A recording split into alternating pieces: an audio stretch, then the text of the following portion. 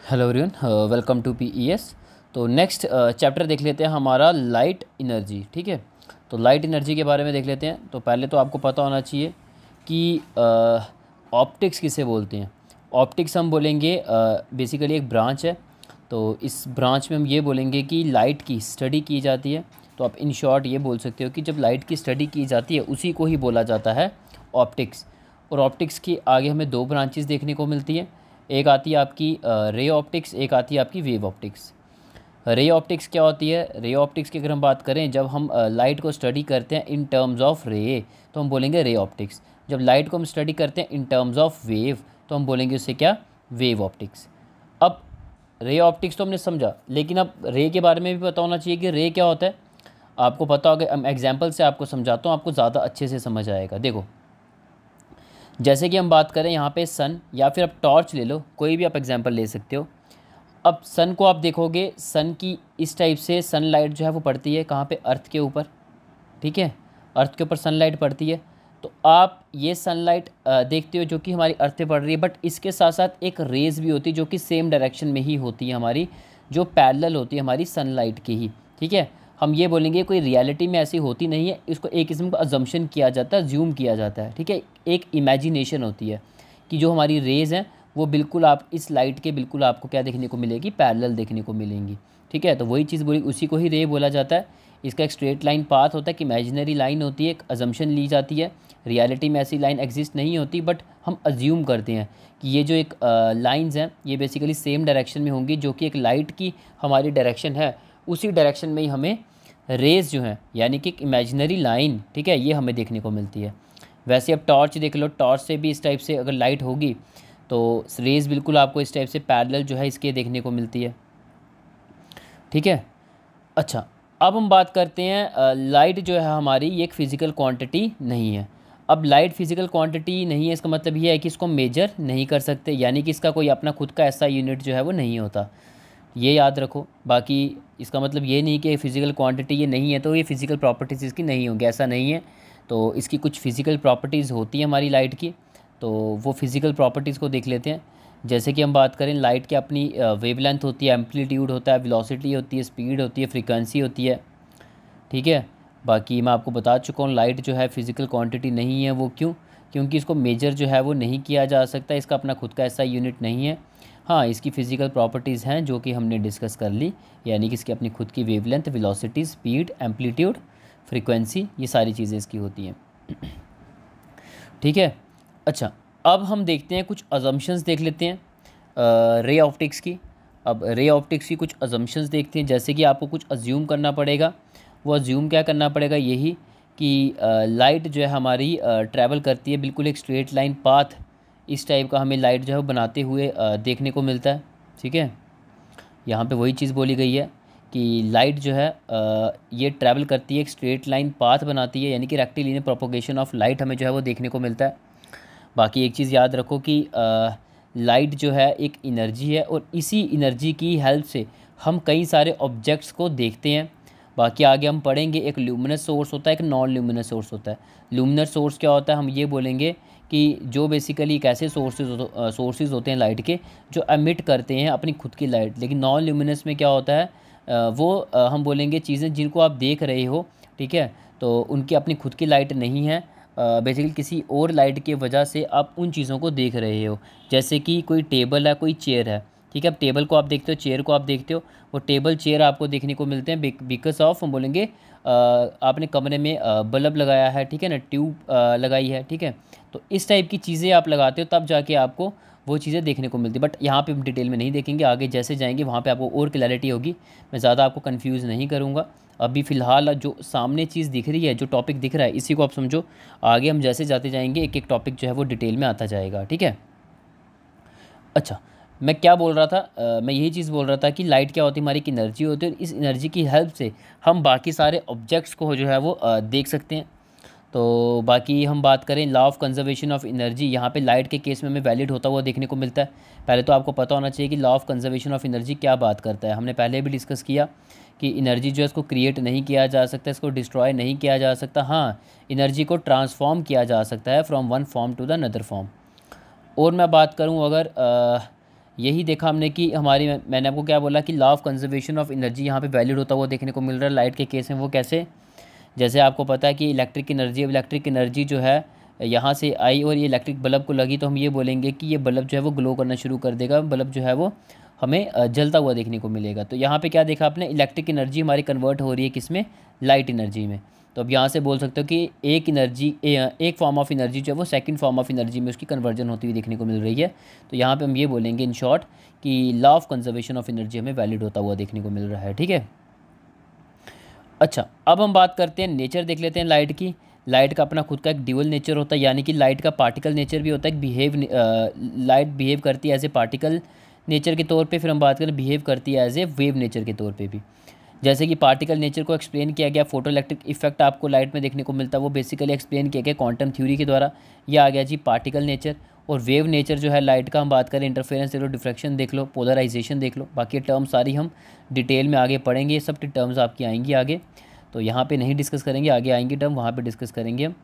तो यहाँ पे वही चीज़ बोली गई है कि ये सारे जो बिहेव हैं, तो हम ये बोलेंगे ये जितने भी आपको देखने को मिल रहे हैं, इंटरफेरेंस, डिफ्रैक्शन, पोलराइजेशन, इस सब को जो है वो एक्सप्लेन किया गया है वेव थ्योरी के द्वारा। ठीक है,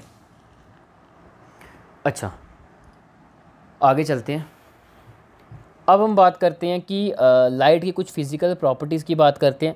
तो हम यही चीज़ बोलेंगे कि लाइट क्या है जी, इलेक्ट्रोमैग्नेटिक वेव है। अब इलेक्ट्रोमैग्नेटिक वेव मैंने आपको पहले भी बताया कि इलेक्ट्रिक फील्ड और मैग्नेटिक फील्ड का जब फ्यूजन होता है, कॉम्बिनेशन होता है, तो उसी बेस में हमारी बनती हुई देखने को मिलती है इलेक्ट्रोमैग्नेटिक वेव। तो लाइट हमारी क्या एक इलेक्ट्रोमैग्नेटिक वेव है। और साथ ही साथ हम बोलेंगे कि ये एक ट्रांसवर्स इन नेचर भी है। ठीक है, बाकी आपको मैंने पहले बताया था कि हमारी वेव दो तरह की होती है, एक होती है हमारी मैकेनिकल वेव, एक होती है हमारी नॉन मैकेनिकल वेव। और इसी नॉन मैकेनिकल वेव को हम क्या बोलते हैं, इलेक्ट्रोमैग्नेटिक वेव बोलते हैं। और मैकेनिकल वेव भी फर्दर दो टाइप्स में होती है, एक ट्रांसवर्स वेव होती है, एक हमारी लॉन्गिट्यूडनल वेव्स होती हैं। तो मैंने आपको क्या बोला, लाइट हमारी क्या है, लाइट हम बोलेंगे हमारी इलेक्ट्रोमैग्नेटिक वेव है, और साथ ही साथ ट्रांसवर्स वेव इन नेचर भी हमें देखने को मिलती है। ठीक है, अच्छा अब जैसे कि आप यहाँ देख सकते हो कि डायरेक्शन जो हमारी लाइट ट्रैवल करती है वो इस तरफ। बाकी हम बात करें, यह आपका इलेक्ट्रिक फील्ड है, यह आपका मैग्नेटिक फील्ड है। ठीक है, तो आगे चलते हैं। अच्छा अब हम बात करते हैं, लाइट जो है वो कैरी करती है एनर्जी भी और मोमेंटम भी। और लाइट ट्रैवल करती है विद द स्पीड 3 × 10⁸ मीटर पर सेकंड। और हम बात करें कि ये भी स्पीड जो है लाइट की वैक्यूम में ट्रैवल करती है। और हम बात करें रिफ्लेक्शन हमें लाइट का देखने को मिलता है, ये इस टाइप की इंसिडेंट लाइट पड़ी इस सरफेस के ऊपर, रिफ्लेक्टिंग सरफेस है, यहाँ से लाइट जब वो रिफ्लेक्ट करेगी वापस को आएगी। ठीक है, और एक चीज़ याद रखना कि जब भी लाइट हमारी रिफ्लेक्ट करती है तो उनकी ये चीज़ें आपको कांस्टेंट देखने को मिलती है, फ्रीक्वेंसी, वेवलेंथ और स्पीड ऑफ लाइट। अब हम रिफ्लेक्शन की बात करते हैं। रिफ्लेक्शन क्या होता है, कुछ टर्म्स हैं, इनके बारे में समझना ज़रूरी है हमारे लिए। रिफ्लेक्शन किसे बोला जाता है, जैसे कि हम बात करें, ये होता है जी आपका इंटरफेरेंस। ठीक है, इसी इंटरफेरेंस के ऊपर इंसिडेंट लाइट जो है वो क्या करती है, गिरती है, इंसिडेंट रे जो है वो क्या करती है, फॉल करती है। ठीक है, ये आपका मीडियम 1 है, ये आपका मीडियम 2 है। तो यहाँ पे क्या बोला गया है, यहाँ पे यही चीज़ बोली गई है। जैसे कि हम बात करें, ये आपका एक इंटरफेरेंस है, यहाँ से हमारी इंसिडेंट रे ऑफ लाइट आई और इसने यहाँ पे स्ट्राइक किया, स्ट्राइक करने के बाद इसमें रिफ्लेक्शन देखने को मिलती है। ठीक है, ये हमें वापस ऐसे देखने को मिलती है, तो हम बोलेंगे ये क्या है जी, रिफ्लेक्शन है। यानी कि 100% लाइट आई और 100% यहाँ पे जो है वो रिफ्लेक्शन देखने को मिल रही है। तो पूरी की पूरी लाइट जो है वो क्या कर गई, रिफ्लेक्ट कर गई फ्रॉम द रिफ्लेक्टिंग सरफेस। ठीक है, अब हम बात करते हैं कि जैसे कि हम बात करें रिफ्रैक्शन की। अब रिफ्रैक्शन क्या होगा, रिफ्रैक्शन यही होगा, ये मीडियम 1 है, ये मीडियम 2 है, ये बीच में इंटरफेरेंस है। तो हम ये बोलेंगे यहाँ से इंसिडेंट रे ऑफ लाइट आई, इसने यहाँ पे स्ट्राइक किया, स्ट्राइक करने के बाद इस टाइप से थोड़ा सा बेंड होता है। ठीक है, इसको हम बोलते हैं क्या, रिफ्रैक्शन।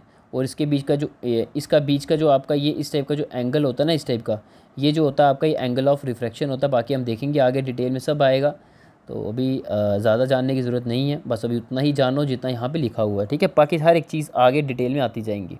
अगर मैं सारी चीज़ों को यहाँ पे ले आऊँगा ना, आप लोग कंफ्यूज हो जाओगे, तो इसलिए अभी उतना ही रखते हैं जितना यहाँ पे हमने लिखा हुआ है। बाकी मैंने आपको बता दिया, इंसिडेंट रे ऑफ लाइट आई और ये एक्ट करता है, इंटरफेरेंस जो है क्या करता है, यहाँ से हमारी बेंड होती है थोड़ी सी, और मीडियम 2 में थोड़ा बेंड होता हुआ हमें देखने को मिलता है, और इसी चीज़ को बोला जाता है रिफ्रैक्शन ऑफ द लाइट। अब हम बात करते हैं, अब्जॉर्प्शन की बात करते हैं।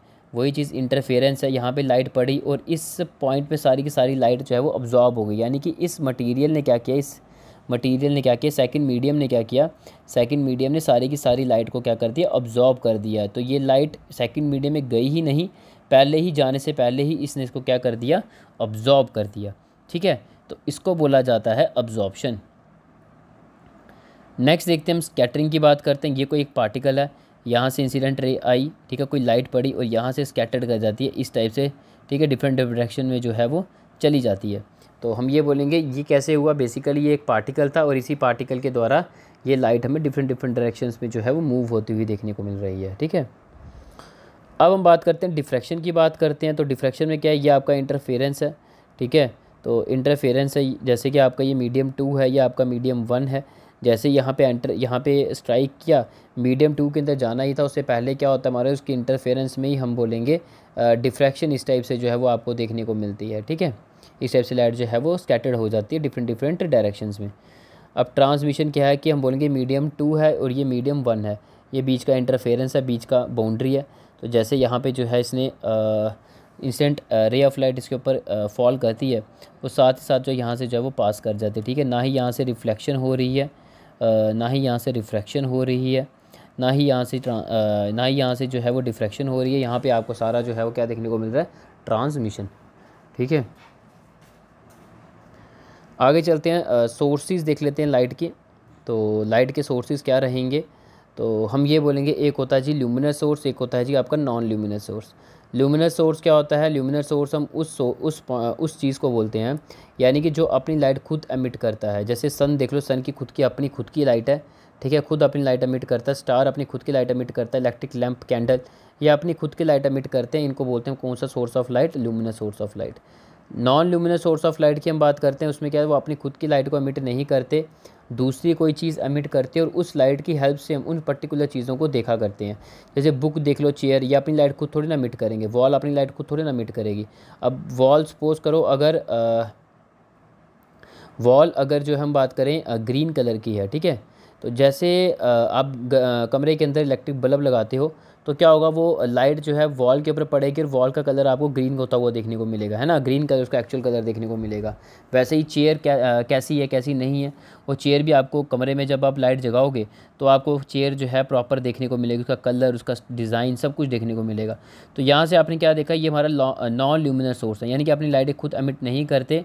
ये इनको देखना हो तो हम कैसे करते हैं, हम दूसरे जो सोर्सेज हैं उनकी लाइट की हेल्प से हम क्या करते हैं, इन चीज़ों को जो है वो देखते हैं। तो इस टाइप की चीज़ों को हम क्या बोलते हैं, नॉन ल्यूमिनस सोर्स। जैसे मून की एग्जांपल देख लो। अब जैसे मून आपको पता है क्या नॉन ल्यूमिनस सोर्स है, यानी कि आपको पता है मून की अपनी खुद की लाइट नहीं है, बट सन की जो लाइट है वहाँ से रिफ्लेक्शन होती है और फिर हमें जाके मून विजिबल होता हुआ देखने को मिलता है। तो रिफ्लेक्शन जो होती है फ्रॉम द सनलाइट, ठीक है, रिफ्लेक्शन लाइट जब पड़ी हम बोलेंगे उसी के बेसिस में जो है वो मून देखने को मिलता है। बाकी डिटेल में नहीं जाना है, आप सब जानते हो कि कैसे शेडो रीजन कैसे बनता है, क्योंकि हम ज्योग्राफी में पढ़ते हैं, ओशनोग्राफी चैप्टर में आता है आपका, टाइड्स वगैरह हम पढ़ते हैं ना, वहाँ पढ़ते हैं, यहाँ पे हम डिटेल में नहीं करेंगे। बट आपको पता है कि मून हमें जो है वो सनलाइट का वहाँ पे बड़ा एक इम्पॉर्टेंट रोल प्ले होता है। ठीक है, अब बेसिक्स की बात करते हैं रिफ्लेक्शन और रिफ्रैक्शन की। तो हम ये बोलेंगे जैसे कि मीडियम 1 है, ये मीडियम 2 है, ये बीच का इंटरफेरेंस आ गया, लाइट जैसे पड़ी यहाँ से रिफ्लेक्ट होगी 100% की 100% लाइट जो है वो क्या होगी, रिफ्लेक्ट होगी। तो हम क्या बोलेंगे, ये आ गया जी आपका रिफ्लेक्शन। अब रिफ्रैक्शन क्या है, यहाँ से आपकी लाइट आई और ये लाइट यहाँ से रिफ्लेक्ट हो जाती है, 100% ही लाइट रिफ्लेक्ट कर गई।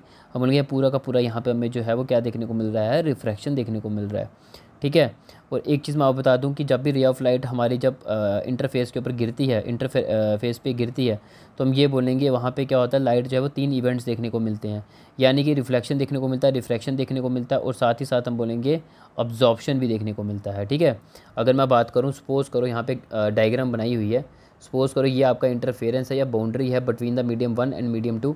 ये जब इंसिडेंट रे ऑफ लाइट इसके ऊपर गिरती है 100%, तो 50% सपोज करो रिफ्लेक्ट कर गई और 25% जो है यहाँ पे अब्जॉर्ब हो जाती है। ठीक है, और 25% सेकंड मीडियम के अंदर जो है वो एंटर कर जाती है। तो आपने यहाँ देखा कि पूरी 100% जो लाइट इसमें 50% रिफ्लेक्शन हुई, 25% अब्जॉर्प्शन हुई, 25% जो है वो क्या हुई, रिफ्रैक्शन हुई। ठीक है, तो ये सारी चीज़ें हमें जो है वो देखने को मिलती हैं। बाकी कुछ इंपॉर्टेंट टर्म्स हैं वो भी जानना हमारे लिए ज़रूरी है, रिफ्लेक्शन से ही रिलेटेड। तो चलो ये हम टर्म्स जो हैं ये नेक्स्ट क्लास में करेंगे, बाकी लेक्चर जो है वो लंबा हो जाएगा हमारा। तो अभी इतना ही रखते हैं, बाकी मिलते हैं नेक्स्ट लेक्चर में। Thank you.